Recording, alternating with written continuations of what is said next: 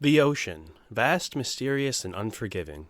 For centuries, it has lured explorers, sailors, and adventurers into its depths, offering both opportunity and peril. But few understand just how extreme life can be beneath the waves, especially for those who spend time in the abyss, and for those who make a living working on the ocean floor. Saturation diving is one of the most dangerous professions in the world. It's a job that requires living in a pressurized environment for weeks at a time, breathing a strange cocktail of helium and oxygen, and working hundreds of feet below the surface, where a single mistake can mean certain death. It's a world where divers rely on technology, precision, and trust in their team, because down there, in the crushing darkness, there is no margin for error. But what happens when that lifeline is severed? What happens when technology fails and the ocean decides to take back what it claims as its own? On September 18, 2012, saturation diver Chris Lemons found himself in the ultimate nightmare, stranded 300 feet below the North Sea with no air, no heat, and no way out. A perilous position in which survival would be nearly impossible. And yet, what happened next defied science, medical understanding, and human endurance. Today, we dive into the incredible world of saturation diving, the dangers that come with it, and the miraculous true story of Chris Lemons, who came face to face with death during what was supposed to be just another job.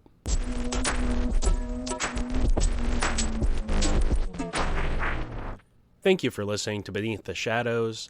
I'm your host, Travis Fenn, and this is the story of Diving Deep, the saturation diver who should have died. First off, please go and follow the show on Instagram and check out Patreon if you haven't. There are shorter episodes released every other week on Fridays. And beyond that, please take the time to rate and review the show on your favorite podcast platform, Amazon Music, Spotify, Apple Podcasts, whatever that may be. But for now, let's dive incredibly deep. Let's explore those depths, and let's pull these details out from beneath the shadows.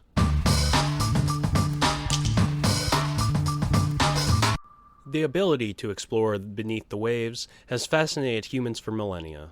From ancient breath-holding divers to modern saturation diving, the history of underwater exploration is a story of ingenuity, courage, and technological advancements. Let's take a journey through the evolution of diving, from its primitive beginnings to the cutting-edge techniques used today. Long before the invention of diving suits or air tanks, early civilizations found ways to explore the ocean. The earliest recorded divers were likely sponge and pearl divers, who relied solely on their ability to hold their breath. And you can hold your breath for a long fucking time. I know there's some people that, doing spear diving. There's some native tribes out there that they can hold their breath for over 10 minutes doing spear diving. The longest in the world for the world record of holding breath is like 24 minutes or something of that nature. So you can hold your breath for quite a minute, but nothing compared to saturation diving, where you don't have to hold your breath for one, and two, you can be down there for fucking month at a time. Crazy. So early free divers. In ancient Mesopotamia and Egypt, pearl divers collected valuable pearls from the seafloor. The Ama divers of Japan, a tradition dating back over 2,000 years, were known for their ability to dive for seafood, pearls, and seaweed using only their lungs. In 400 BCE, Greek historian Herodotus wrote about a famous sponge diver named Silas, who reportedly cut the mooring lines of Persian ships while submerged. The story goes, as told, as I said, by Herodotus. During a naval campaign, the Greek Silas was taken aboard a ship as a prisoner by the Persian king Xerxes I. When Silas learned that Xerxes was when Silas learned that Xerxes was to attack a Greek flotilla, he seized a knife and jumped overboard. The Persians could not find him in the water and presumed he had drowned. Silas surfaced at night and made his way along the ships in Xerxes' fleet, cutting each ship loose from its moorings. He used a hollow reed as a snorkel to remain unobserved. Then he swam 9 miles, 15 kilometers, to rejoin the Greeks off of Cape Artemisium. Artemisium, I'm going to say. So this would lead from these people, diving, holding their breath, doing the best they can, to the first diving apparatus of some sort. To extend their time underwater, ancient civilizations began experimenting with rudimentary diving equipment. Aristotle, in the 4th century BCE, described the use of a diving bell, a large cauldron-like structure that trapped air, allowing divers to breathe underwater for longer periods. Alexander the Great, in 332 BCE, was rumored to have used a primitive diving bell during naval operations to observe underwater activities. Jeez. By the Middle Ages, 13th to 15th centuries, so moving past BCE into regular CE. By the Middle Ages, 13th to 15th centuries, Islamic scholars and European inventors detailed early concepts for diving suits and breathing devices. As the time passed, during the Renaissance and the Age of Discovery, the 16th to the 18th centuries, during the Renaissance, diving became more structured, with technological innovations allowing for deeper and longer dives. The period saw the first practical diving suits and bells. So what were those? Diving bells and early helmets from the 1500s to the 1700s. In 1690, Edmund Halley, it might be Halley. Edmund Halley, the astronomer famous for Halley's Comet, improved the diving bell concept. His bell was weighted, had a glass window, and allowed divers to exchange air via weighted barrels. So you could actually go down in this, and then these weighted barrels would be sent down full of air, and you could replenish your air to some extent. You could at least replenish the oxygen that was in this little bell that he had created. I don't think there's any way at this point to get rid of the CO2 that is building up, but if you replenish it with enough oxygen and keep the percentage of oxygen high enough, then you won't have to worry about also passing out from, CO2 intoxication or poisoning or whatever. The first full-body diving suits were introduced in the 18th century, made of leather, and fitted with a metal helmet connected to air pumps at the surface. And these are kind of what you think of if you think of old-timey, old-fashioned types of diving equipment. This might be kind of what you're thinking of. It's more as we get into the 19th century is really what you can picture. You picture the weird, eerie dude with the metal helmet on and pressurized from that helmet connected to the surface using a line. So these inventions allowed divers to conduct underwater salvage operations, including retrieving sunken treasure from shipwrecks. So finally, we're able to retrieve some valuable... it's treasure, but it's also, I'm trying to think, whatever. These inventions allowed divers to conduct underwater salvage operations, including retrieving sunken treasure from shipwrecks. So finally able to do some salvage operations and go down to wrecks to retrieve some collectibles or valuable items. Pushing forward as time passed into the Industrial Revolution, the birth of modern diving came in the 19th century. The 19th century saw major advancements in diving, leading to deep-sea salvage, underwater construction, and military applications. So the first practical, official diving suits came in the 1820s to 1830s. In 1823, the English inventor Charles Deane in 1823, English inventor Charles Deane patented a smoke helmet for firefighters, but it was later adapted to be used for diving. And then in 1837, Augustus Sieb revolutionized, hilarious. August Sieb revolutionized diving with the first closed diving suit, a fully enclosed, weighted suit connected to an air pump at the surface. This became the standard for commercial and military divers.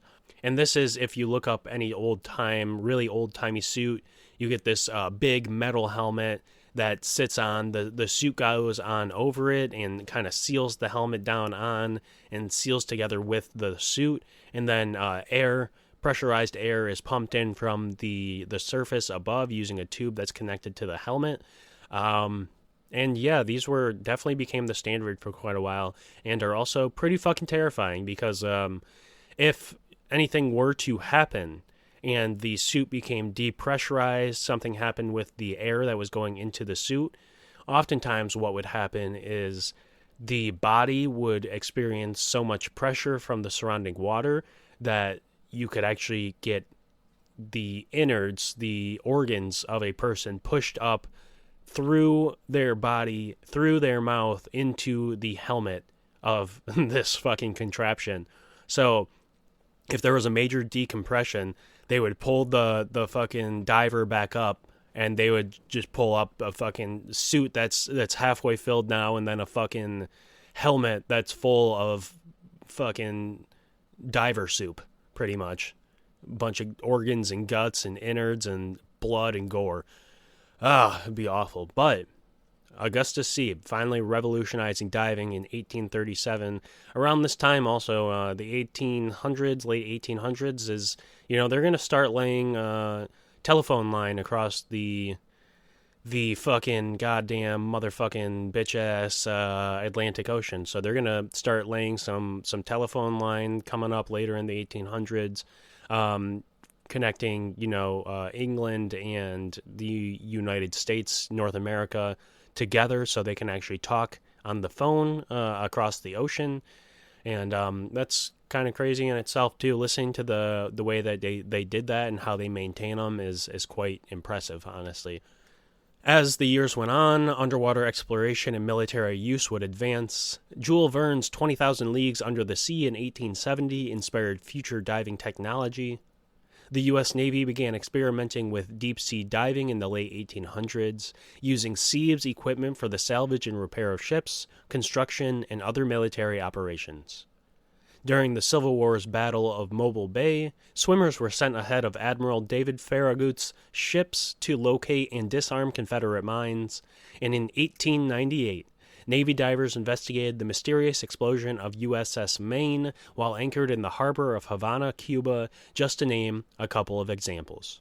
So really starting to revolutionize diving and what you can actually accomplish with diving or during diving, and extending the dive times as much as they possibly can, along with pushing the depth limits on their dives as well. So bringing diving kind of into what it is more known for today is what happened in the late 1800s. So now the 1900s, the 20th century would be the rise of scuba and deep-sea exploration. By the 20th century, diving had evolved into a science. Advancements in breathing technology, decompression understanding, and deep-sea exploration began transforming the field. The invention of scuba would happen during this time, and scuba stands for self-contained underwater breathing apparatus. So during the 1900s, scuba would become an official thing and would become a huge, gigantic piece of what diving is. In 1943, French naval officer Jacques Cousteau, I've heard of Jacques Cousteau, and I actually didn't realize that he was such a big factor in what diving has become. And engineer Emile Gagnon invented the aqualung, the first open-circuit scuba system. This allowed divers to carry their own air supply instead of relying on surface pumps. So the aqualung is a self-contained open-circuit demand system, which means that breathing gas is provided from high-pressure storage carried by the diver on demand. When the diver inhales and reduces the pressure in the supply hose, subsequently the flow is shut off when not required. Once breathed, the exhaled gas is vented to the surroundings. Scuba systems invented before the aqualung were mostly closed-circuit rebreather equipment, in which breathing gas flows through an ambient pressure hose to the diver, and exhaled gas is returned through a scrubber, which removes carbon dioxide to a counter-lung reservoir. Some fresh gas is added to maintain the oxygen content and is then circulated back to the diver again in a closed loop. In open-circuit, free-flow systems, the air is supplied at an approximately consistent rate, and the diver only uses a relatively small part of the passing gas. So more gas is wasted in open circuit systems, but they are preferred for most divers, especially scuba divers. I know some cave divers and things of that nature enjoy closed circuit rebreathing systems, the ones that recycle the air actually, and then add oxygen to keep the percentage of oxygen up, and then that air is recycled back and can be reused over and over again to some extent. Cousteau's invention led to the development of recreational diving and scientific underwater research. So during this time, military and commercial diving would expand as well. During World War II, divers saw World War II would see the use of combat divers, such as Italy's Decima Flottiglia Mas, who used rebreathers to carry out underwater sabotage. And they'd also use these things called human torpedoes, which are like these self-propulsion devices, which are pretty interesting. Also, it's like if you picture a torpedo with a saddle on it, or a spot where a dude could sit, it's pretty much what it used to be back then. The U.S. Navy SEALs and British Special Boat Service developed advanced diving techniques for covert operations during this time. In the 1950s to the 1970s, commercial diving became a massive industry, particularly for underwater construction, oil exploration, and ship repairs, and also for like shipwreck salvage and deep sea salvage as well. But then there's some problems. There's some issues, some things come up, some maybe unexpected things that people didn't anticipate as much when they were getting into it. So the problem of decompression sickness, also known as the bends. As divers reached greater depths, they began suffering from decompression sickness, a painful and often deadly condition caused by nitrogen bubbles forming in the bloodstream when surfacing too quickly. So generally, you can actually go through decompression as you rise up from the seafloor, and as long as you periodically stop at different heights or different levels as you go up for certain periods of time, the inert gas, the nitrogen gas, will get expelled from your system through your breathing. But if you don't allow proper time for that nitrogen gas to be expelled from your system, these inert gases will build up in your system, and if you surface too quickly, they will end up building up in your bloodstream, these inert gases, and these gases form bubbles. These bubbles can obviously end up causing major injury, paralysis, and obviously death if it's bad enough, or if enough decompression is if enough decompression is missed or skipped over, you can definitely cause fatality from the bends as well. The U.S. Navy would develop dive tables to help divers ascend safely with the levels they should stop at and how long they should stop at them, depending on how long they were at each particular depth. And then the hyperbaric chamber was introduced as a life-saving tool for divers suffering from the bends. So some cool stuff that would come from this, but obviously some people had to lose their lives to get to that point as well. As the oil and gas industry expanded into deeper waters, a new method was needed to allow divers to work for extended periods without the constant risk of decompression sickness. This led to the development of saturation diving. So saturation diving was pioneered by the U.S. Navy in the 1960s. The U.S. Navy and commercial diving companies, saturation diving allows divers to live in a pressurized environment for weeks at a time. Instead of surfacing daily, divers live in pressurized chambers and are transported to the ocean floor in a diving bell. This eliminates the need for constant decompression and allows work at depths of 300 to 1,000 feet below. Quite a huge variation, but you can work anywhere from 300 feet to 1,000 feet or more. So it's 91 to 305 meters is what this kind of expanded out to. One of the first famous saturation diving missions came in the 1960s with the SEAL Lab projects, which saw the U.S. Navy experimenting with underwater habitats where divers lived for months at a time. Usually they tried to limit it a little bit, but I believe that the most someone stayed on one of these habitats was like 54 days or something of that nature. So quite a long time to live saturated underwater in a habitat. This habitat was also only like 50 feet under the water or something, not like 500 feet. But still, the concept was proven that they could compress to the pressure that they need to be compressed to. They could breathe this gas mixture that they had at this depth for time and time and time again, and that at the end they could decompress, come back up to the surface, and show no major signs of decompression sickness or the bends or neurological damage or anything of that nature. So they were figuring out the best way to truly approach this saturation diving. And today, modern diving and coming up on the future, today diving is used in countless fields, such as scientific exploration. Marine biologists and archaeologists use diving to study coral reefs, shipwrecks, and underwater ecosystems. In commercial diving, such as oil rig maintenance, underwater welding, and construction projects that rely on saturation divers.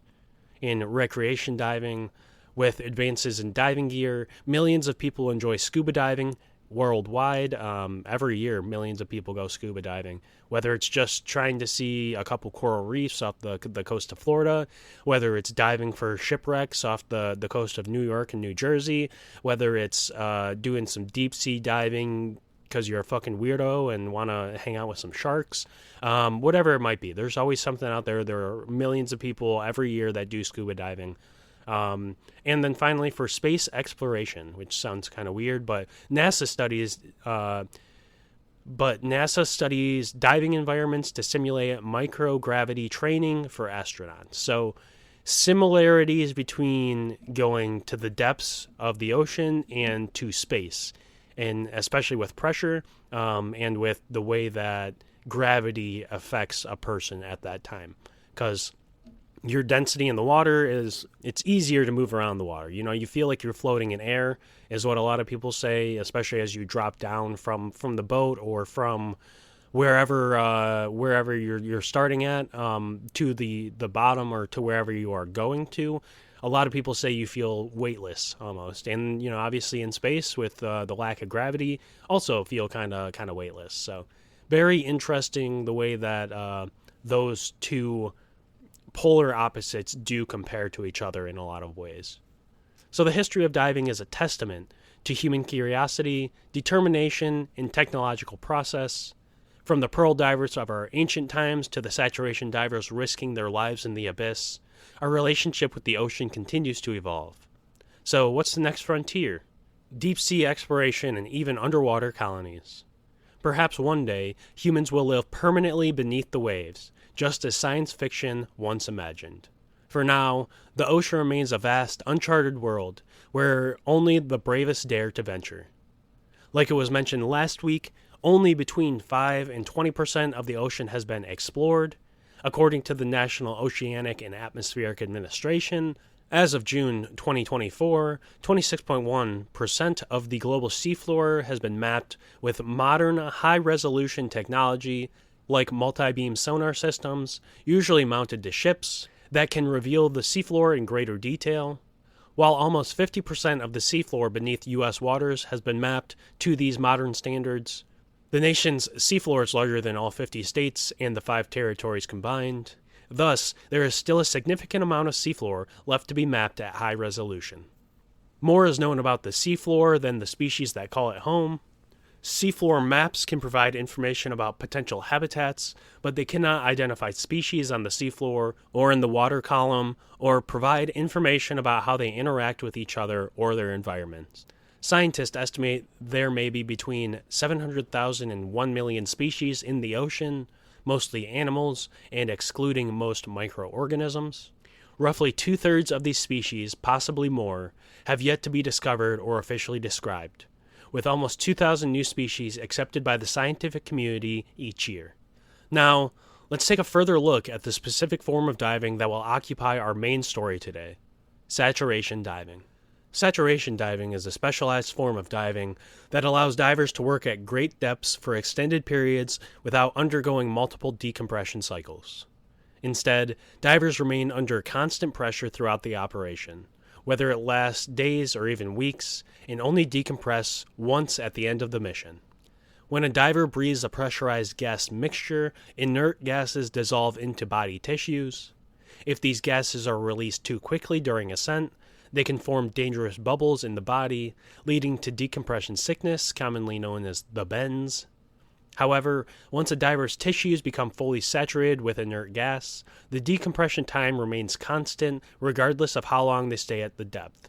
So, you can go down to a certain depth, and these inert gases will start to build up as you're down there, but if you remain down there for long enough, you reach kind of a plateau where the tissues are fully saturated with its inert gas. They can't get more saturated, so your decompression time levels out and doesn't grow any further. And so then you can decompress at the end of this cycle and take the 4 or 5 days or whatever it might be to decompress, depending on how long you're actually at the depth that you have went to.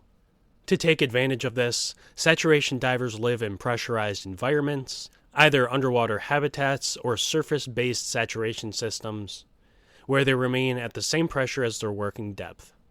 They travel to and from their work site using a pressurized diving bell, maintaining equilibrium with their surroundings. After completing their mission, divers undergo a single, controlled decompression process, significantly reducing the risk of decompression sickness and minimizing overall decompression time. Saturation diving typically involves breathing a helium-oxygen mix rather than nitrogen-based gas, as helium helps prevent nitrogen narcosis and reduces breathing resistance at depth. Here is what Science Direct has to say about heliox. Heliox is a mixture of helium and oxygen used for inhalation. This agent is thought to improve airflow by creating gas with similar viscosity to air, but with lower density, which in turn can increase ventilation and decrease work of breathing. Heliox is indicated in patients with a refractory exacerbation of asthma in whom respiratory failure is impending.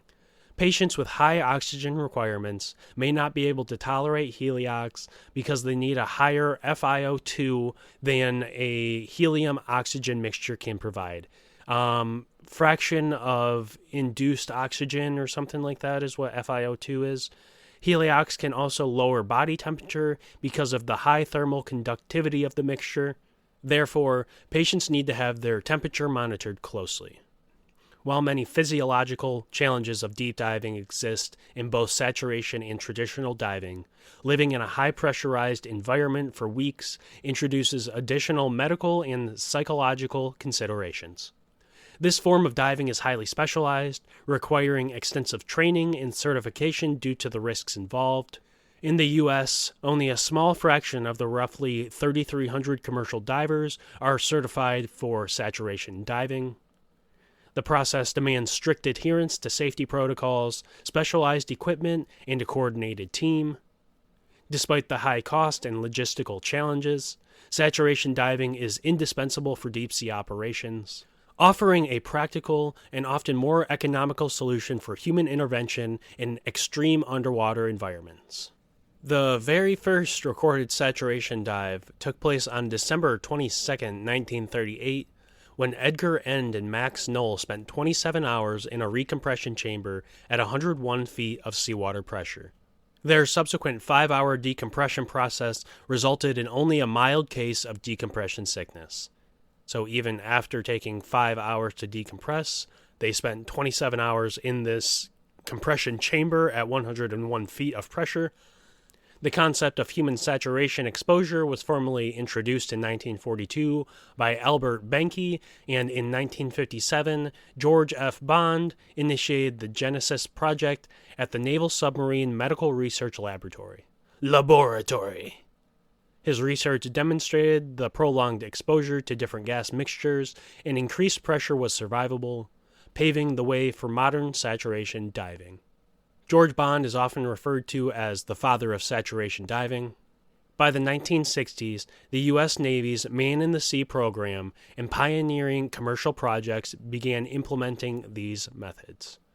So these different programs, these different projects would finally introduce saturation diving into their methods to become more efficient, become more practical, and to be able to reach greater depths for longer periods.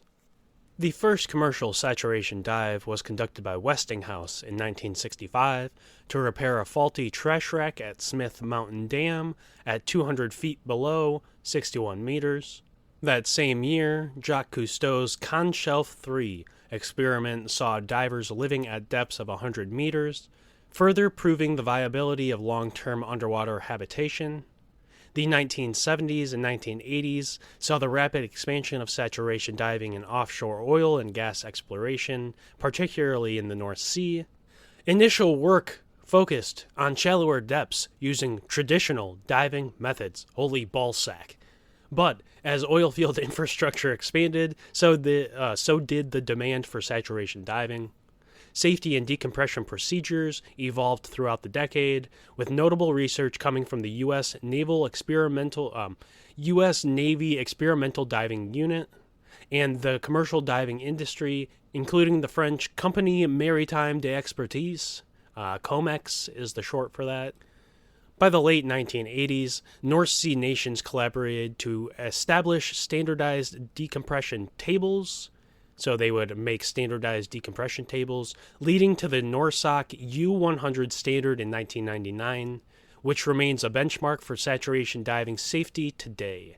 So they really got that shit right at the turn of the century there. In 1999, they released these decompression tables, which still remain pretty well a standard today, can still be used pretty accurately today. Saturation diving is primarily used in commercial offshore diving, particularly in oil and gas exploration in regions like the Gulf of Mexico, the North Sea, and Brazil.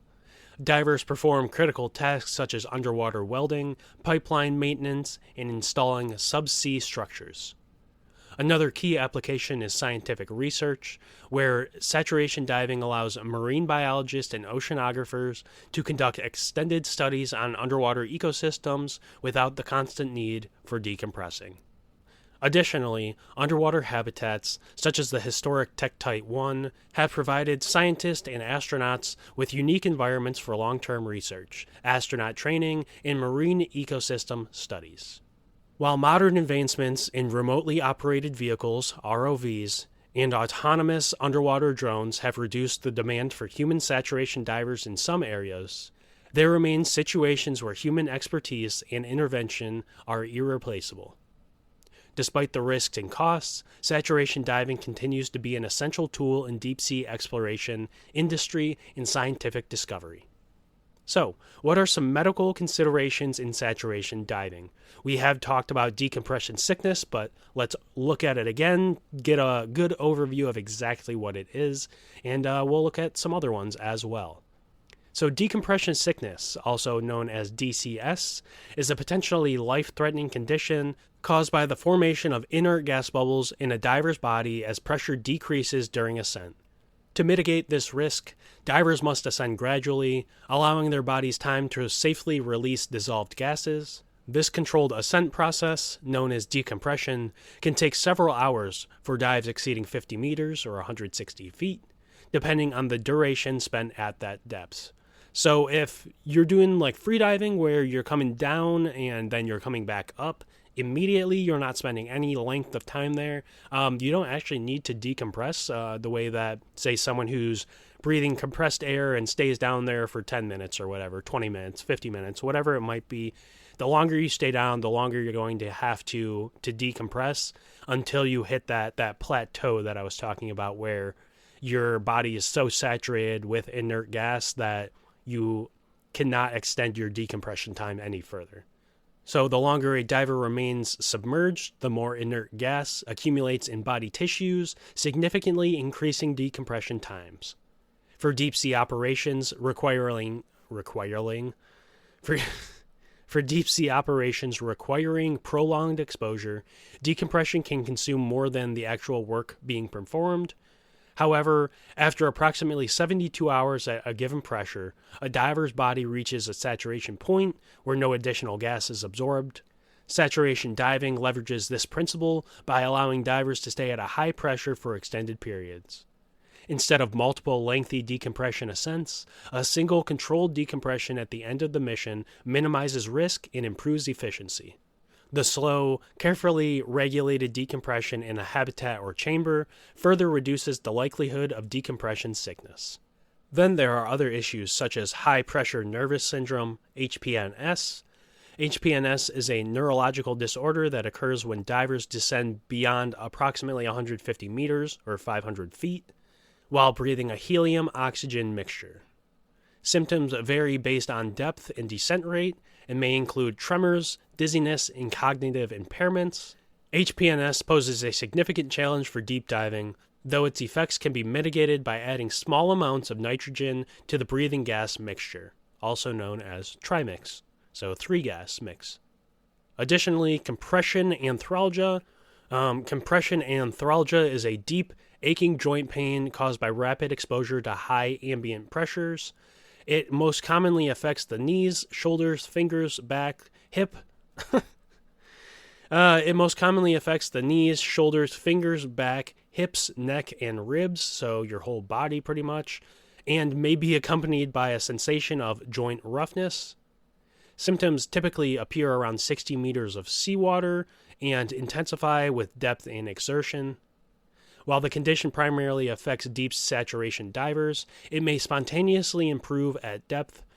So it's a thing that happens as they go down, and they feel like arthritic almost is what they feel like their bones, their joints start feeling arthritic, and as they decompress and come up from that pressure, it actually, those feelings, the joint pain can pretty much completely disappear. Unlike decompression sickness, which occurs upon ascent, compression anthralgia manifests during descent and alleviates as pressure decreases. Next, there is dysbaric osteonecrosis. Long-term exposure to high-pressure environments, such as in saturation diving, is linked to aseptic bone necrosis, or dysbaric osteonecrosis. This condition primarily affects the joints, though its exact relationship to high-pressure exposure and decompression procedures remains unclear. So this is a more serious and debilitating aspect that can be linked to saturation diving, in which the joints are permanently affected, not just during the exposure to high pressure, but after they come back out of it, their bones can actually start to decay and to not die exactly, but can start becoming more brittle much more quickly than they should.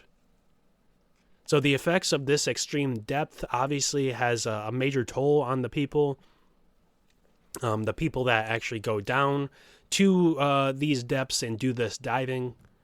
To counteract the physiological challenges of extreme depth diving, researchers have experimented with specialized gas mixtures. Between 1978 and 1984, Duke University conducted the Atlantis deep diving tests. During one trial at 686 meters, 2,251 feet, divers breathing a helium-oxygen mixture experienced severe memory lapses and tremors. In 1992, the French company Comex SA tested a hydrogen, helium, oxygen, hydreliox mixture for extreme depth diving. The experiment was halted at 675 meters of seawater, 2,215 feet, due to diver fatigue and insomnia. Despite plans to maintain the depth for several days, only one diver, Theo Mavrostamos, Despite plans to maintain the depth for several days, only one diver, Theo Mavrostamos, briefly reached 701 meters of seawater, 2,300 feet of seawater is what this was, the depth that he was saturated to. So saturation divers face both acute and chronic risks of oxygen toxicity due to prolonged exposure to specific oxygen levels. The habitat's gas composition is carefully maintained at a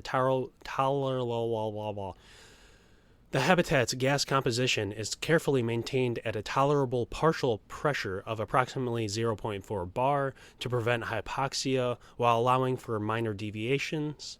Oxygen levels may be increased during decompression, but only within safe limits, as excess oxygen exposure over extended periods can be hazardous. The composition of breathing gases in diving bells and excursion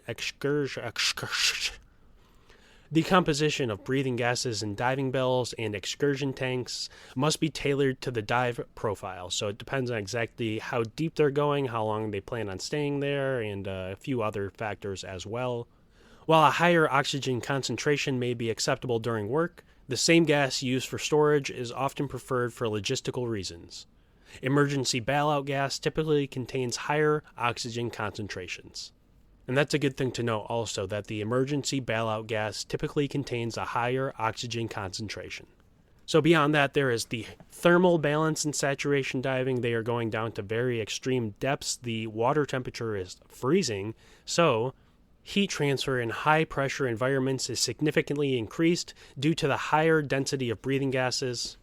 Helium, commonly used in diving mixtures, conducts heat rapidly, making divers susceptible to extreme temperature changes. This narrows the range of tolerable temperatures within a saturation habitat. While the temperature and humidity of the living quarters are controlled, divers experience different thermal changes in the water. Challenges. How about challenges? Divers experience different thermal challenges in the water. Cold, dense breathing gases can exacerbate heat loss, especially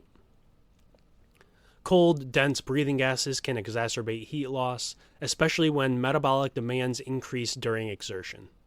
The lungs play a crucial part in heat exchange, warming and humidifying inhaled gas before it reaches the alveoli.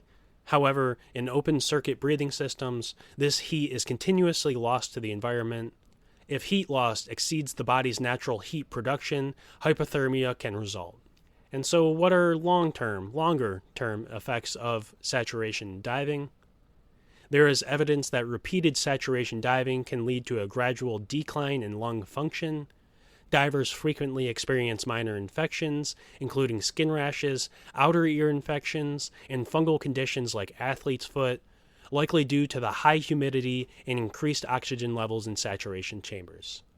Additionally, prolonged exposure to elevated oxygen levels has been associated with an accelerated risk of developing cataracts. However, dysbaric osteonecrosis is considered more of a decompression-related issue than a direct consequence of living in saturated conditions. So the dysbaric osteonecrosis can actually be related to the decompression after the fact compared to the actual saturation and compression during the saturation dive. So what is recommended for saturation times and exposures? The Diving Medical Advisory Council recommends that saturation dives not exceed 28 days under normal circumstances. The surface interval between saturation exposures should ideally match the duration of the previous dive, with a maximum cumulative exposure of 182 days within any 12-month period. So you can dive for half the year, but the other half of the year you have to not dive, not be exposed to the saturation exposure there, or not be exposed to the saturation of the chamber there. You can do 28 days on, 28 days off, which is the common interval. Or if you work for some sort of scientific research or the U.S. Navy, some military operation, you can dive for longer than 28 days, but it's not advised medically. It's not medically advised by the Diving Council. So let's now take a look. We know a little bit about diving, a little bit about saturation diving. Let's take a look at our subject today and his miraculous, incredible, and very unpredictable outcome to the circumstances that happened on September 18th of 2012. Chris Lemons was born in late 1979 in the United Kingdom and grew up with a strong connection to the sea. His passion for adventure and technical expertise led him to pursue a career in commercial diving, an industry known for its extreme conditions and high risks. He eventually specialized in saturation diving, an advanced and highly dangerous profession that allows divers to work at extreme depths for extended periods by living in a pressurized environment. Saturation divers often work on deep-sea construction, maintenance, and repair projects, particularly in the oil and gas industries.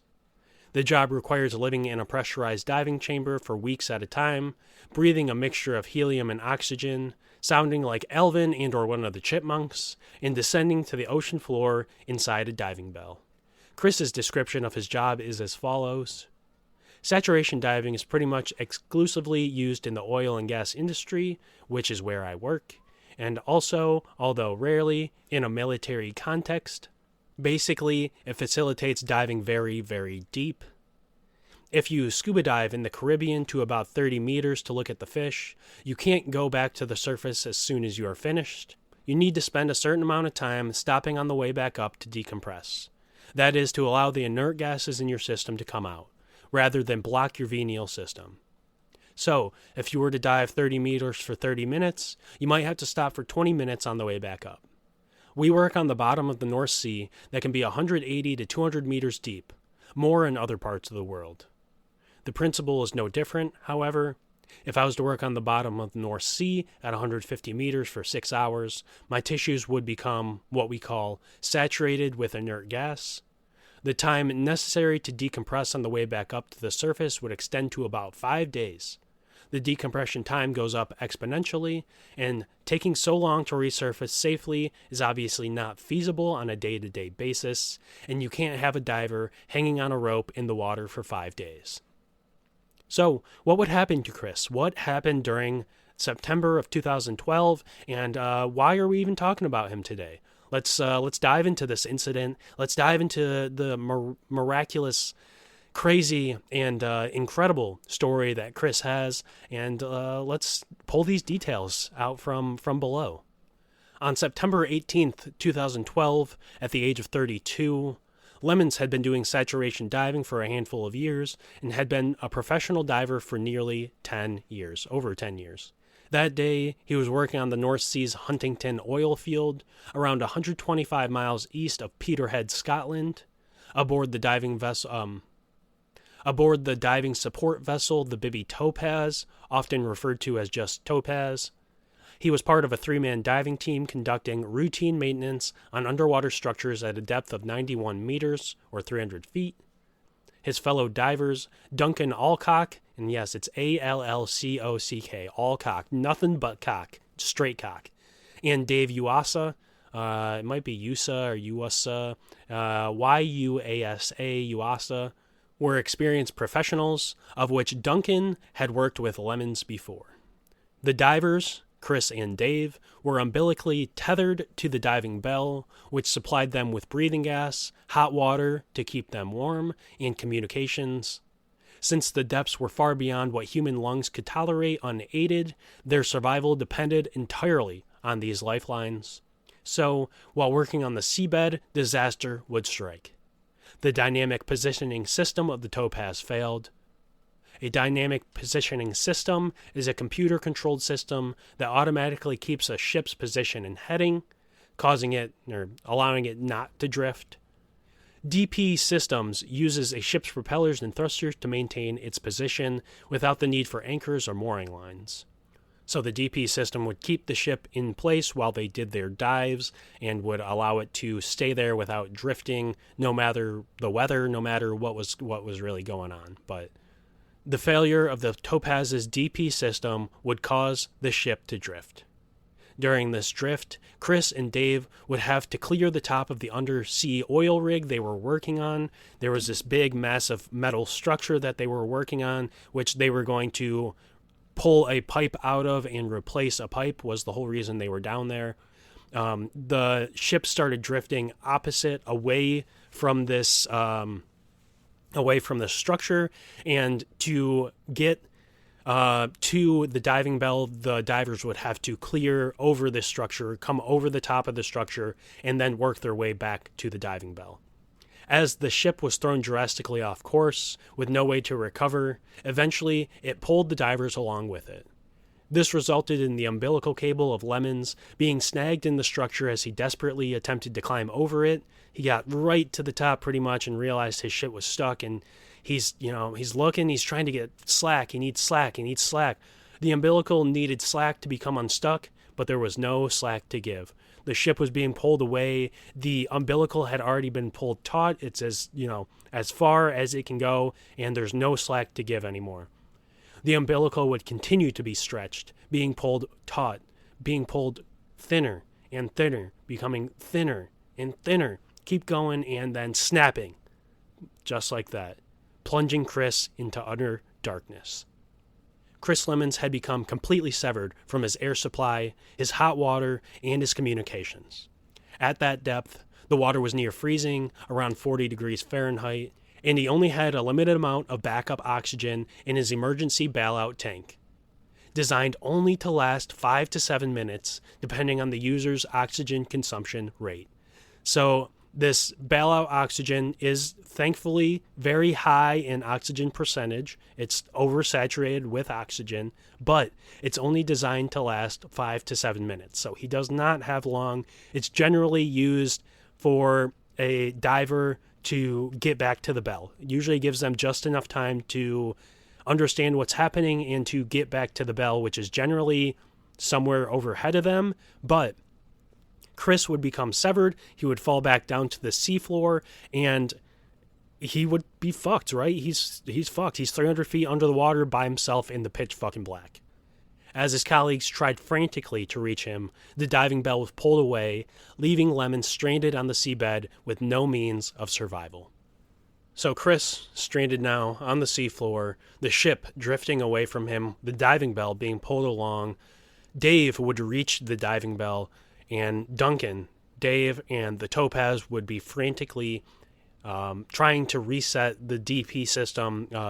People on the Topaz, there's about 120 people total, crew members above on the Topaz, that are working to try and reset the DP system to get back to the position that they were previously at, because they know they left a diver on the bottom now. They know that he is gone. He is not attached to the umbilical anymore. You see, if you actually ever check out the documentary that came out in 2019 called Last Breath.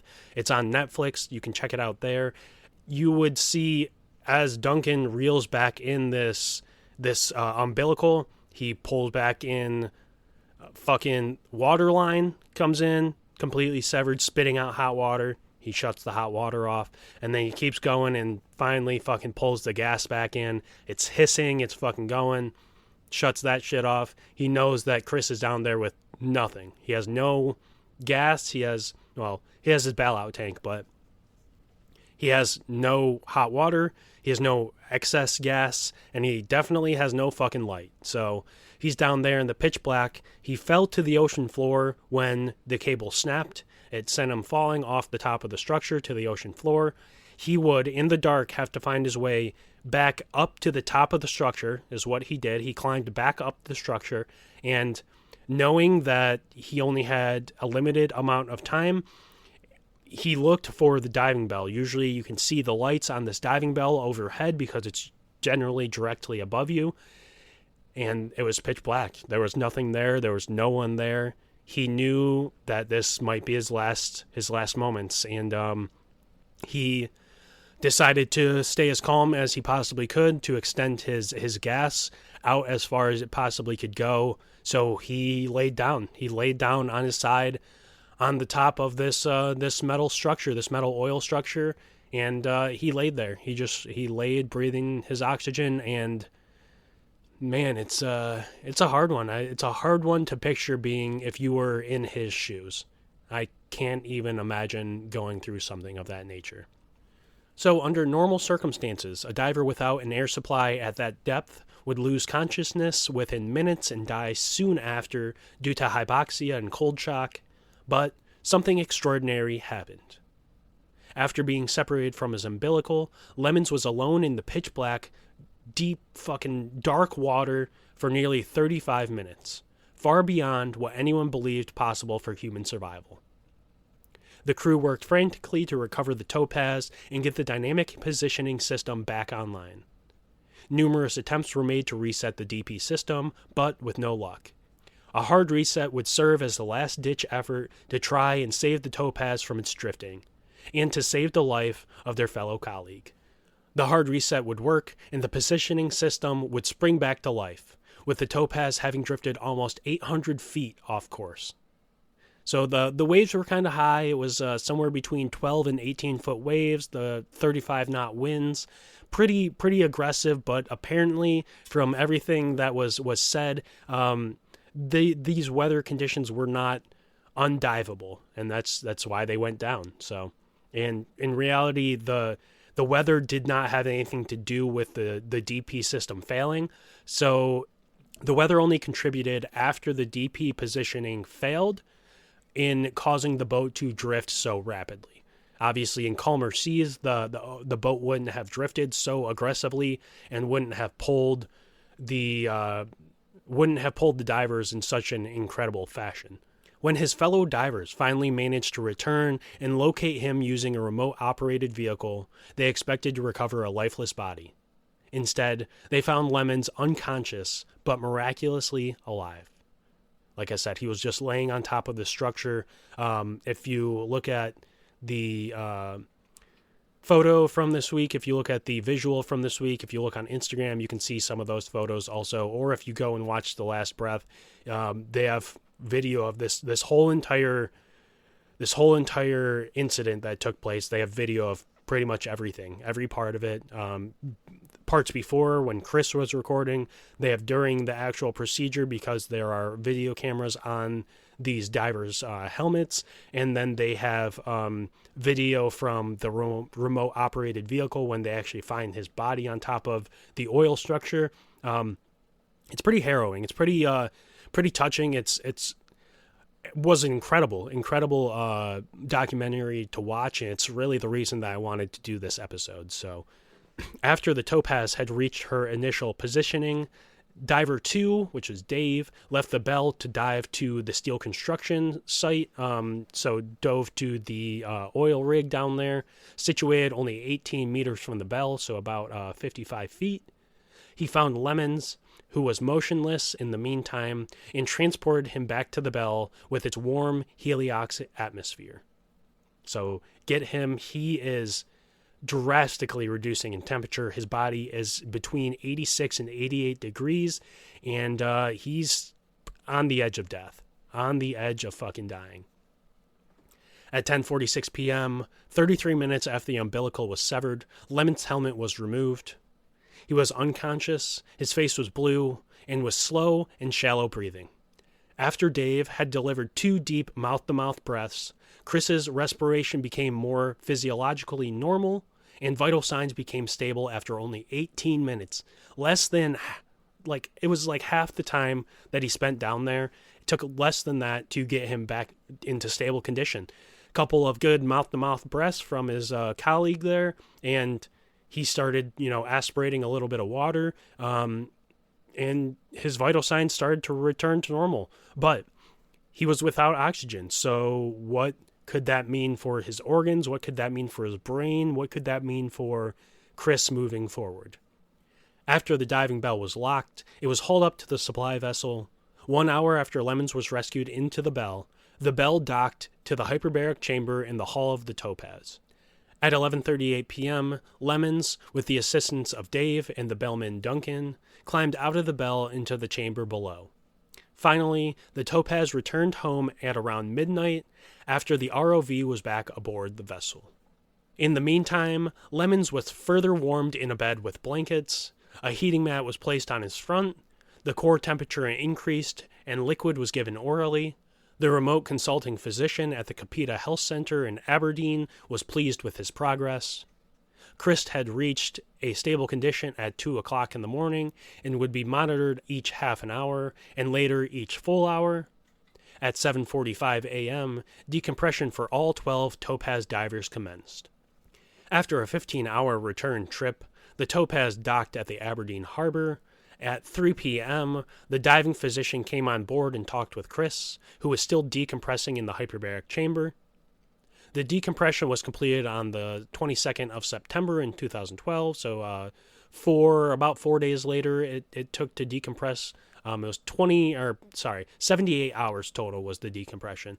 After 78 hours, helium had been largely cleared from the body. Lemons and the physician could now communicate with each other directly. Final examinations in the Capita Health Center exhibited no, and in particular, no neurological injuries. The SAT, a test of cognitive and analytical properties of students that apply for admission to universities, was passed by Chris with no difficulties. The SAT is what that is, the SAT. So, Chris would survive this experience, but how? Lemon's survival defied medical expectations. It is believed that several factors contributed to his unlikely rescue.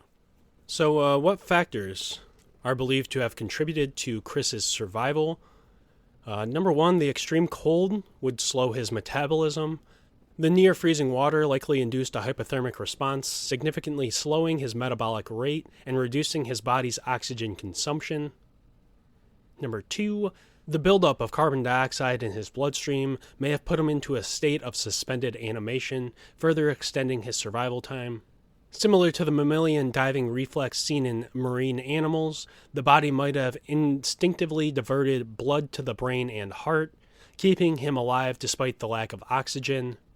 Though, in my head, you'd think that this would in turn have an adverse effect on the rest of his organs, like his kidneys or his liver or fucking his something. You think that something else would, his lungs, something else would be affected if the body was instinctively diverting blood to the brain and the heart. You think other organs would be affected in some way.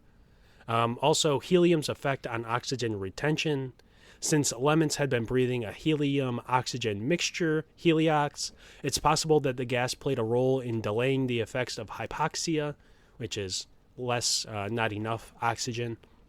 So, the aftermath. What's the aftermath? What's happened since then? What do people have to say? Chris Lemon's survival became one of the most astonishing cases in diving history.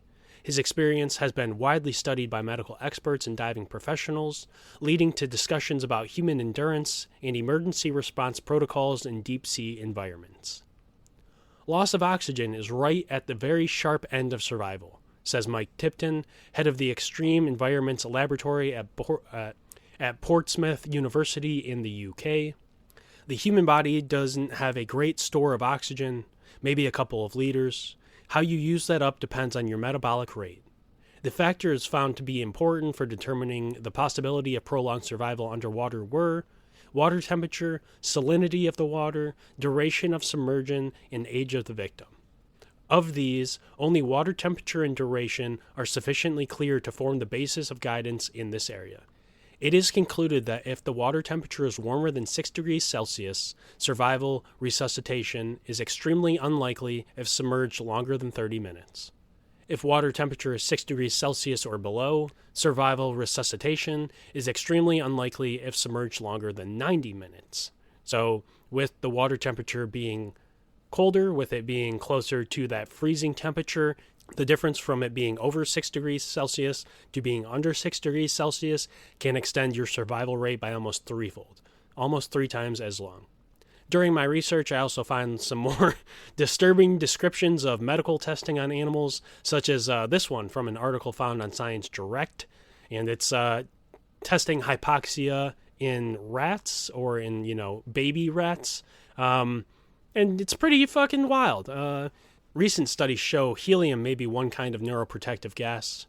This study aimed to examine the short and long-term neuroprotective effects of helium preconditioning in an established neonatal cerebral hypoxia ischemia model. 7-day-old rat pups were subjected to left common carotid artery litigation and then 90 minutes of hypoxia, 8% oxygen at 37 degrees Celsius. The preconditioning group inhaled 70% helium, 30% oxygen for 5 minutes 3 times with an interval of 5 minutes 24 hours before HI insult. So before the hypoxia ischemia was introduced, they actually inhaled 70% helium, 30% oxygen for 5 minutes 3 times with 5 minutes in between. and they're trying to see if this gas, this high level of helium, can protect the brain from the effects of low levels of oxygen. So less than 8% or less oxygen. And as a result, pups were then decapitated 24 hours after HI, after the hypoxia ischemia, and brain morphology injury was assessed. So they did this test on these rats, and then they're like, you know how we fucking see what happened? We cut off their fucking heads. Why not? Decapitate these bitches. I find that fucking crazy. I knew animal testing was not always glorious and great, and the most times it's kind of cruel in some ways, but god damn. Even though they're fucking rats, but shit, dude. Cut off their fucking heads, these little baby rats? Fuck. But Chris's survival is not unheard of either. Tipton has examined 43 separate cases. That's Mike Tipton. Tipton has examined 43 cases, separate cases in the medical literature of people who have been submerged in water for long periods. In 4 of these cases, they recovered, including a 2.5-year-old girl who survived being underwater for at least 66 minutes. Holy fuck. Over an hour under the water, this little baby fucking girl survived. In her case, extracorporeal rewarming was used to bring her body back to an internal temperature that was of regular state. So they used extracorporeal rewarming to bring her body an internal temperature back to its regular state. She was found, her body temperature was less than 70 degrees. She was unconscious and she was practically dead, in a suspended state almost. They use this extracorporeal rewarming, which is a blood transfusion using your own blood, in which they drain your blood out while putting blood back in that has been put through a warming system to bring it back to body temperature of 97, 98 degrees. So they use that to rewarm her. And let's take a look, just a quick look at her story before we conclude and dive into our main marks in just a minute here. So it was 39 years ago, on June 10th, 1986. Michelle and her brothers were throwing pebbles into the creek that cuts through their neighborhood south of Salt Lake City. Pam was sitting in their yard directly across from where they were playing when, for the briefest moment, she shifted her attention to the baby's bottle a few steps away inside the house. The next thing she remembers is 4-year-old Derek rushing up the lawn. He was scared. His little sister slipped off the bank and fell into the fast-moving water. Pam tells the story rapidly from here. I ran across the street, thinking there was a chance she was along the bank. I couldn't see her. I ran back to the house and called 911. Rescue was there in 7 minutes. More people kept on coming. The whole day was the worst day of my life. Bell's Canyon Creek was turbocharged, running uncharacteristically high and fast from the winter snowmelt, with ice-cold water pulsating down a slope of 1,500 feet from a fall 4 miles up from the neighborhood. Pam called the Bell Canyon Irrigation Company, which at the time was a one-person gravity flow operation manually controlling water flow through a series of gates. This guy in charge wouldn't close down the flow, she said. A neighbor jerry-rigged it to reduce the volume of the water. Search and rescue wouldn't go in there until the water slowed down. With water pressure and leveled down, search and rescue resumed their grim task. More than an hour had passed when a probe a deputy sheriff was using along the banks nudged a submerged rock. An arm came to the surface. It was that of a little girl's. Thad Moore, a volunteer search and rescue member for 10 years and a deputy with the Salt Lake County Sheriff's Office, lifted Michelle's body from beneath the rock and, once ashore, immediately started CPR. At about the same time, her father, Christopher Funk, pulled into the driveway. A life flight helicopter would transport Michelle across valley to Primary Children's Hospital. Pam and Christopher Funk followed in their car.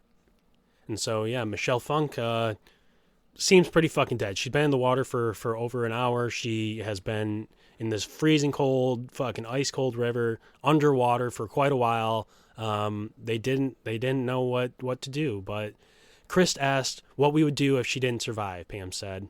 I told him, when they pronounce her dead, that's when I'm going to think about it. And good for Pam. She said, I'm not fucking accepting that she's dead until she's fucking pronounced dead. Michelle had been submerged in the icy cold waters for 66 minutes. She had no pulse and a body temperature so low, 66 degrees Fahrenheit, she should be considered dead. She could have been considered dead.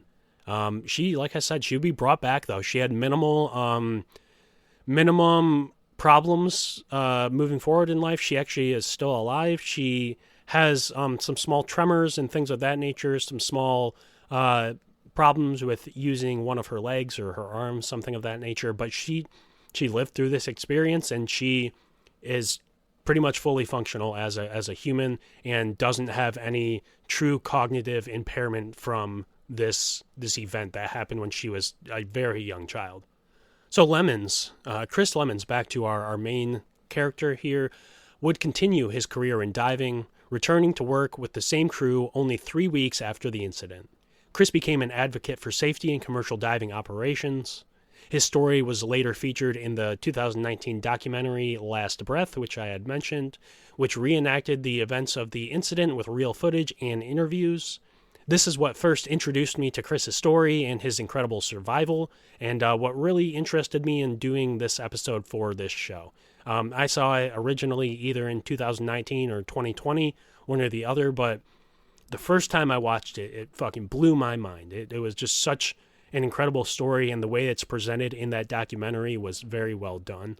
So I'd recommend, go and watch it. It's on Netflix if you want to watch it. I think that you can rent it also maybe on like Amazon or whatever else there might be, something of that nature. Amazon or Apple or something might have it for rent, but you can actually watch it with Netflix if you have, or can get into someone's Netflix. So Chris Lemons' miraculous survival in the North Sea is a testament to human resilience, the power of teamwork, and the mysteries of the human body under extreme conditions.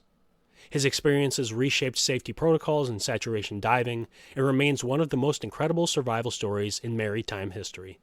So with the episode coming closer to the end now, with us finishing up our deep dives, with us decompressing now, let's take some time to look at today's main marks.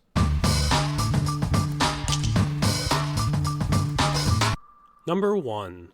Saturation diving is one of the most dangerous professions in the world. It's a job that requires living in a pressurized environment for weeks at a time, breathing a strange cocktail of helium and oxygen, and working hundreds of feet below the surface. Number 2. During a naval campaign, the Greek Perilous was taken aboard a ship as a prisoner by the Persian king Xerxes I. When Perilous learned that Xerxes was to attack a Greek flotilla, he seized a knife and jumped overboard. The Persians could not find him in the water and presumed he had drowned. Perilous surfaced at night and made his way among all the ships in Xerxes' fleet, cutting each ship loose from its moorings. He used a hollow rod as a snorkel to remain unobserved. Then he swam 9 miles, 15 kilometers, to rejoin the Greeks off Cape Artemisium.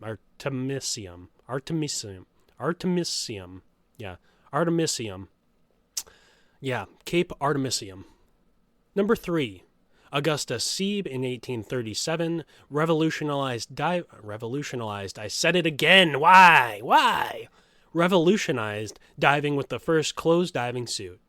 A fully enclosed, weighted suit connected to an air pump at the surface. This became the standard for commercial and military divers. Number 4.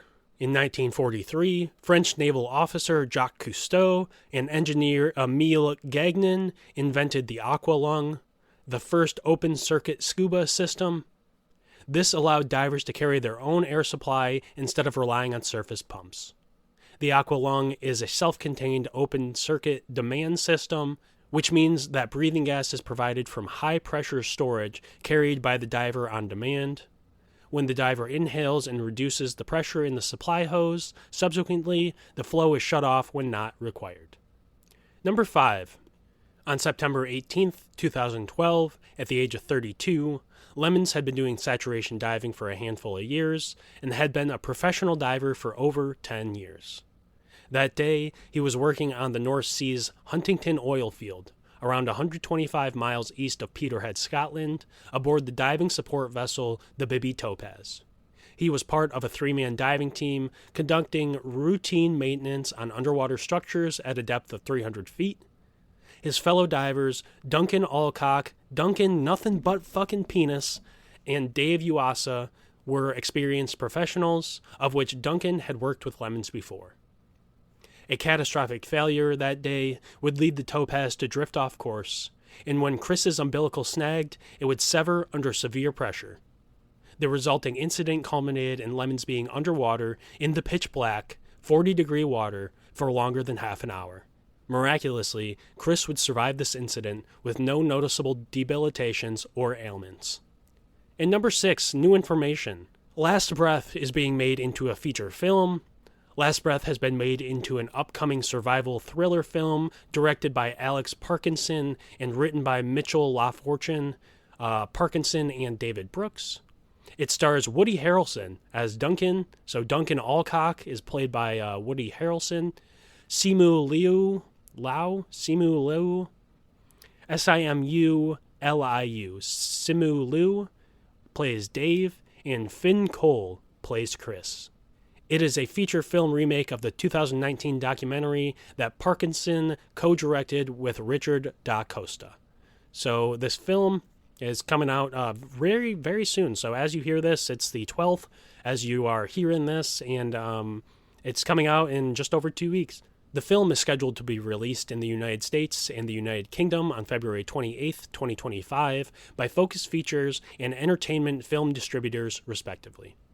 And with that, that's 6 of them. And with that, with all the information pulled out from the depths, down from below, let's shed one last glimmer of light on these details, and let's find our way back to the top of our final takeaways. As we resurface from the depths of saturation diving, it's clear that this extreme profession pushes the limits of human endurance, science, and technology. From the life-threatening risks of decompression sickness and oxygen toxicity to the long-term effects on the body, saturation divers operate in a world few of us will ever experience firsthand. Yet, their work is crucial in maintaining underwater infrastructure, deep-sea research, and offshore industries. If you found this episode fascinating, make sure to follow Beneath the Shadows for more deep dives into extraordinary and often perilous subjects. Your support keeps this podcast going, so if you enjoyed today's journey, consider leaving a rating or review on, Apple Podcasts, Amazon Music, Spotify, wherever you listen. Please leave a rating or review. It really helps others discover the show. So if you liked it, there's someone out there like you that would also enjoy it. I really appreciate you sharing and telling your friends. Word of mouth is great too. Go and recommend the show to some random person. For exclusive content, bonus episodes, and behind-the-scenes insights, check out the Patreon page.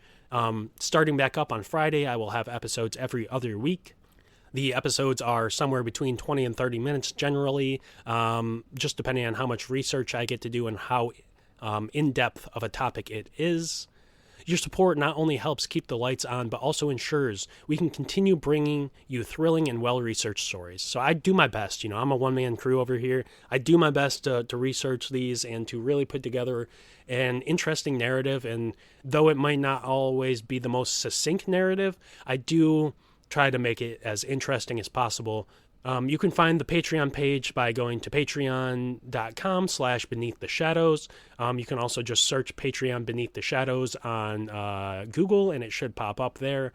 You can find the Instagram page at Beneath the Shadows Podcast on Instagram. There was a TikTok, but obviously TikTok might be going away. It's still kind of up in the air.